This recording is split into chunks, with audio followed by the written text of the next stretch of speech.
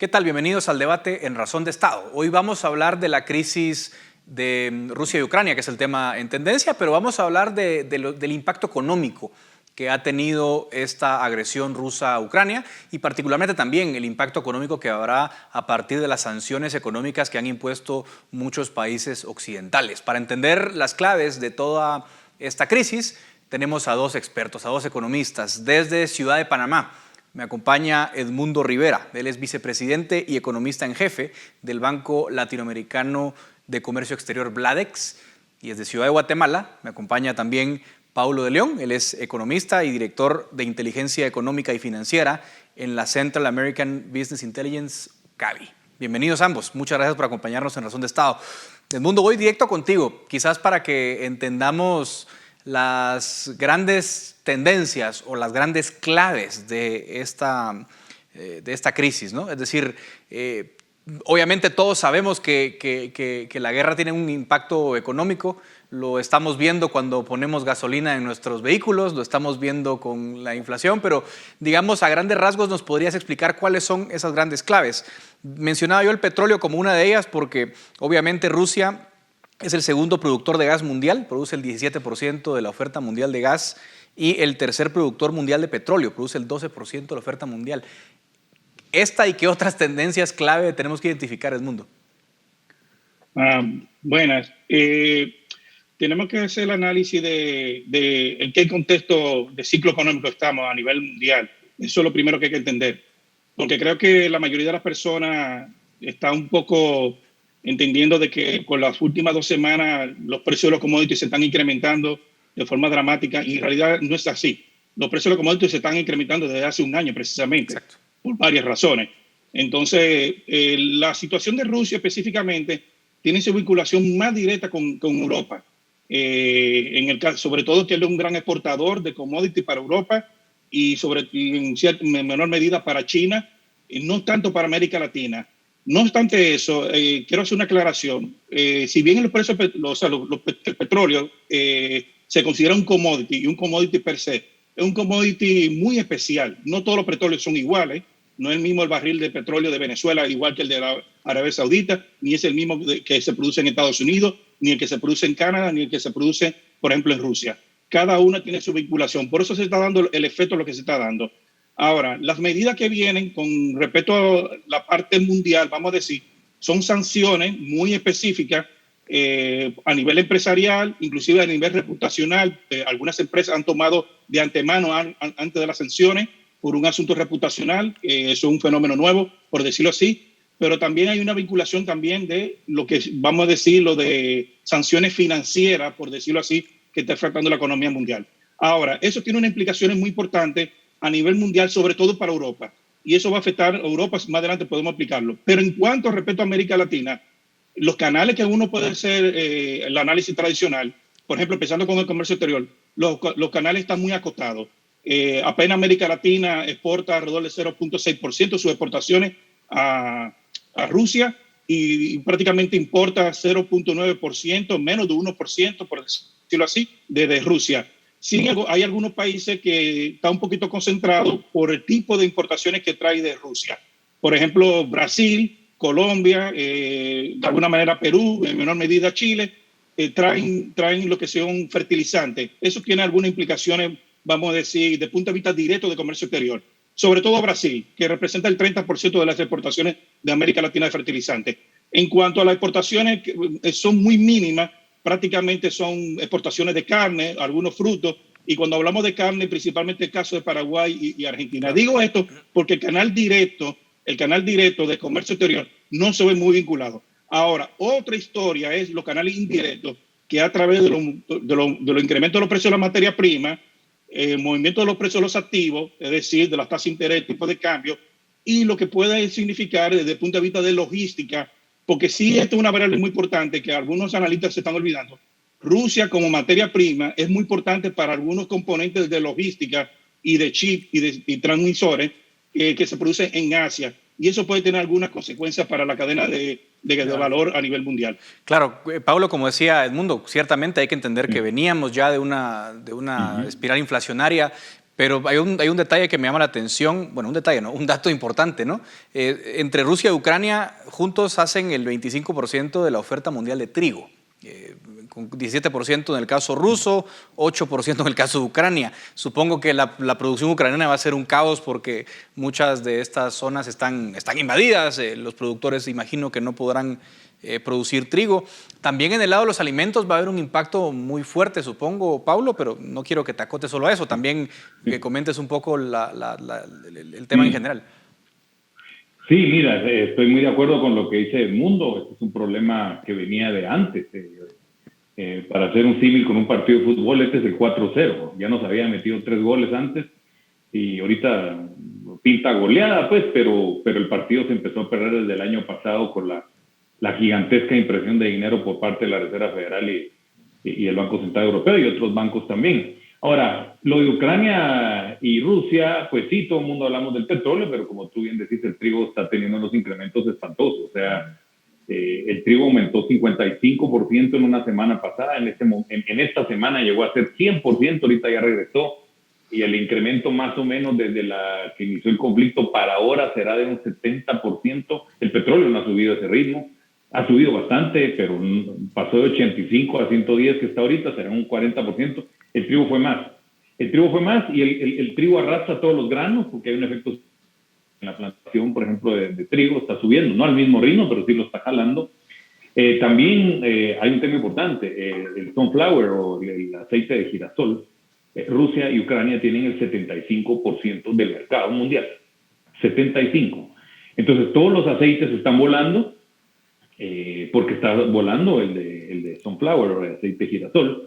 Y el efecto sustituto hace que todos suban y por eso tenemos un impacto también en aceites. Así que hablamos de petróleo mucho, los encabezados, todos los medios que le preguntamos no solo hablan del petróleo, pero para mí vienen en trigo, vienen aceites, vienen comida y todo lo que dice el mundo de un shortage potencial en chips y un aletargamiento en la entrega. Hoy estaba viendo un reporte de Estados Unidos de que ya viene el verano, pero no van a haber ni sandalias ni shorts para ir a la playa, porque se está entrancando otra vez dentro de un proceso que venía ya entrancado en la cadena de logística mundial. O sea, la pregunta del millón, y lo dejo planteado, es si no Putin escogió este momento para hacer esto. Probablemente en otro contexto económico mundial no lo hubiera hecho.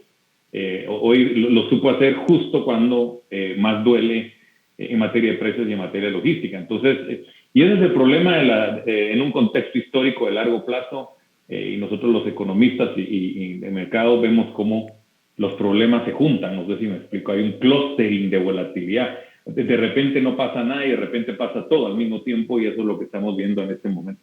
Ahora, Edmundo, sobre el petróleo, quiero detenerme un momento porque ahora Estados Unidos y Gran Bretaña anuncian que van a prohibir la importación de petróleo ruso. Claro, para ellos no es un tema tan importante. Estados Unidos apenas importa el 8% del petróleo desde Rusia. Para ellos no va a ser un efecto grande. Europa se resiste porque ellos dependen mucho del petróleo ruso. Pero me llama la atención que el profesor Ricardo Hausmann, que por cierto estará pronto en Razón de Estado, propuso una idea que me parece interesante. Él dijo que en lugar de prohibir la importación de petróleo ruso, sería más inteligente ponerle un impuesto únicamente a la exportación de petróleo ruso. Él dice eso obligaría a Rusia a absorber el costo del impuesto porque los compradores podrían elegir entre distintas, fuentes de petróleo, ¿no? Y él decía, quizás esto sería una forma más inteligente de afectar más a Rusia que afectar al propio bloque occidental, que obviamente el petróleo caro le afecta mucho, pero no sé si es una idea que haga sentido. Bueno, la pregunta es, mi querido amigo profesor Ricardo Hausmann, yo sé por qué lo dice, pero la realidad es que cuando se pone un impuesto de esa categoría, quien lo paga es el consumidor primero. O sea, en la oferta obviamente lo va a subir Rusia, pero el consumidor va a asumir ese costo, si es que se importa el petróleo desde Rusia directamente. Pero hay un punto importante que quiero mencionar. Cuando hacemos énfasis de los petróleos, es como la parte de la materia prima más importante en cuanto a la parte de intermediación de la producción, en los costos, vamos a decirlo así. Como dijo Paul, también están los otros elementos de la materia prima importante.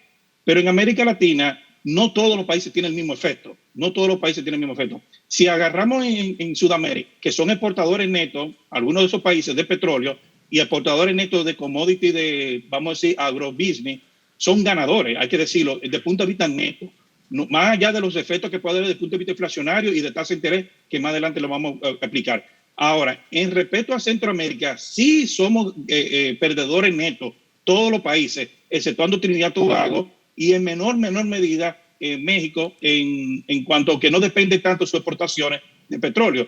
Pero después todos los países centroamericanos son perdedores netos por dos vías, por el vía de petróleo, como lo comenté al principio, y como dice Paulo, por las importaciones principalmente la parte de la canasta de básicos que afecta a los alimentos y a la intermediación o los intermediarios de esos alimentos. Dicho esto, ahora hay un tercer elemento muy importante en este análisis. Hay que ver las expectativas del incremento de tasa de Estados Unidos, porque eso va a afectar los precios relativos de América Latina, independientemente de lo que está pasando en Ucrania y Rusia. Y ahora mismo se está anunciando de un moderamiento de política, pero independientemente del moderamiento de política, es como dice Larry Summers, estamos en un escenario igualito a la década de los 70. ¿Y por qué menciona la década de los 70? Porque luego de más de 30 años, más allá de lo que pasó con Lehman Brothers, más de 30 años, la sociedad norteamericana, y menciona la sociedad norteamericana, ha estado un mundo de complacencia, de no reconocer un incremento inflacionario como se está viendo en estos días con respecto a la década de los 70. Es decir, que tenemos casi 12 generaciones de Estados Unidos que no han manejado este tipo de política monetaria y más manejando políticas fiscales dentro del entorno de Estados Unidos a un ambiente inflacionario. Entonces, lo que dice Larry Summers puede darse la década de los 70, que precisamente hubo una guerra también muy importante, primero la guerra de Yom Kippur, luego la guerra de Irán-Irán, que incrementaron los precios de los commodities, sobre todo el petróleo, pero provocó que ante un problema inflacionario y de perspectiva inflacionaria que no se corrigió a tiempo, que las curvas estamos muy atrasadas, se incrementaron muy rápidamente la tasa de interés. Y ese para mí un peligro, más allá de lo que está pasando en Ucrania y Rusia, que sí va a afectar a América Latina de forma muy violenta. Paulo, sobre esto me parece muy interesante esto, porque sería la pregunta obligada, ¿no? ¿Qué van a hacer los bancos centrales importantes, el Banco Central Europeo, la Reserva Federal? ¿Qué crees que van a hacer y qué crees que deberían hacer? Es una muy buena pregunta. Yo me subo a lo que dice el mundo en un podcast de Neil Ferguson el día de ayer en el Wall Street Journal. Dice que esto es mucho peor que los 70, porque no es lo mismo guerra de Irán que con guerra con Rusia. Rusia pesa mucho más importante que Irán en el contexto mundial. Así que estamos viviendo una época muy compleja geopolítica y económicamente. Ahora, sobre la Reserva Federal, mi deseo es de que la Reserva Federal resucite a Volcker y lo ponga en la Reserva Federal y pegue el frenazo como lo hizo, pero yo no veo a Powell así. Creo a Powell que es demócrata, yo no le tengo confianza a la Reserva Federal el día de hoy como lo tenía con Bernanke, por ejemplo, un gran técnico. Entonces, yo creo que su postura va a seguir siendo ir detrás de la curva en materia de inflación. Recordemos también que tenemos en noviembre 22 una elección muy importante en Estados Unidos. Yo no veo a Powell siendo Volcker de aquí a noviembre, no lo hizo y creo que por eso se ha tardado demasiado, dándole tiempo a los demócratas para ver si pueden resucitar su postura. Y entonces ya ves que las probabilidades de tasa de interés habían subido, pero con lo de Rusia y Ucrania estás viendo que empiezan a bajar las probabilidades de subidas y ser menos agresivo. El riesgo, como dice el mundo, es no tomar a la ligera el tema inflacionario. Para mí, bueno, somos monetaristas con el mundo, colegas de la misma escuela, nosotros sabemos que la inflación es el peor enemigo que tiene el ser humano en materia económica, mucho peor que la recesión para mí, porque se instalan las expectativas en la cabeza de las personas y por eso Robert Lucas ganó un premio Nobel. Si ya todo el mundo piensa que la inflación se queda en 5, 6, 7%, empezamos a actuar como que se comporta en 5, 6, 7 y terminamos causando la inflación de 5, 6, 7 y romper esas expectativas en la gente necesita de un hombre fuerte y yo no veo a Powell que tenga esa galleta, como decimos en Guatemala, para enfrentar este problema de décadas. Es un tema para mí muy, muy complicado. Edmundo, ¿tú cómo ves la inflación? Ya era el tema, de hecho en algún programa anterior lo comentamos en este espacio mismo. ¿Cuál es tu bolita de cristal que te dice que vamos a ver? ¿Vamos a ver de verdad una espiral inflacionaria descontrolada? ¿Van a lograr los bancos centrales, digamos, contenerlas a tiempo? ¿Cuál es tu feeling? Bueno, si la bola de cristal yo la tuviera, no estuviera hablando con ustedes, estuviera trabajando con Warren Buffett. Pero hay que ser claro, el proceso inflacionario viene desde antes. O sea, no tanto el problema de la inflación vamos importada, ya había un proceso inflacionario local en varias economías de América Latina. Ahora, de alguna manera los países de América Latina, y cuando hablo de países de América Latina estoy hablando de Brasil, Colombia, los grandes países, no tanto Centroamérica, que está un poco más atrasado en el movimiento de la tasa de interés, sí Dominicana la ha incrementado en los últimos meses, de alguna manera vinieron incrementando su tasa de interés por una sencilla razón, porque la credibilidad de ellos es mucho más débil, institucionalmente inclusive, a pesar que tienen buenos bancos centrales, pero desde el punto de vista de credibilidad hacia los mercados son mucho más débiles y por lo tanto han venido incrementando la tasa a tal objetivo de que a finales de 2022 se espera tasa de interés reales positiva, es decir, por encima de la inflación, pero eso tiene una contramoneda. Se está dando en el corto plazo una apreciación del tipo de cambio en esos mercados, inclusive en Centroamérica, sacando Costa Rica y Honduras, se ha dado estabilidad o apreciación del tipo de cambio, hay que decirlo. Ahora, lo que sí, ese incremento de tasa de interés va a golpear la finanza pública, y eso hay que tenerlo claro, en un contexto que vienen con, ya antes de 2019 había debilidades estructurales fiscales en muchos de estos países, pero luego de la pandemia todavía están las cicatrices. Entonces estamos hablando de una situación de que ese incremento de tasa de interés va a golpear la finanza pública. Y el tercer punto que quiero mencionar es, cuando hablamos de los precios relativos, estamos hablando de que no necesariamente, como dice Paolo, puede incrementar la tasa de interés lentamente, pero ya un ambiente de expectativa de apreciación del dólar, solamente ambiente de expectativa de apreciación del dólar, por un movimiento de flight to quality, ya los mercados capitales se comienzan a cerrar bastante y a discriminar países como América Latina, y eso tiene un contraefecto en las monedas y en la bolsa de valores y en los mercados capitales de América Latina. Y diciendo esto, para finalizar mi punto, que hay varios países que tienen acuerdos con el Fondo Monetario. Y ustedes saben que un país cuando firma un acuerdo con el Fondo Monetario es porque tiene debilidades en su economía y en sus finanzas. Estamos hablando de Costa Rica, Ecuador, Argentina, en menor medida Honduras y Jamaica, que tienen una especie de acuerdo de supervisión. Pero hay que pensar países como El Salvador, que tarde o temprano tendrán que firmar un acuerdo con el Fondo Monetario o tendrá que resolver su problema de default o mejor dicho, de repagar su bono en 23 de enero de 2023. O sea, estamos hablando de una situación fiscal muy débil en la mayoría de los países de América Latina. Bueno, sin duda hay mucho que hablar, el tiempo se nos agota, así que les agradezco muchísimo, Edmundo y Paulo, por habernos acompañado. Es una situación que apenas empieza, o sea que todavía estamos viendo el inicio de la crisis, esperemos que haya más elementos de juicio para ver la evolución. Les agradezco muchísimo por habernos dado las claves y también a ustedes por la atención. Esto es El Debate en Razón de Estado.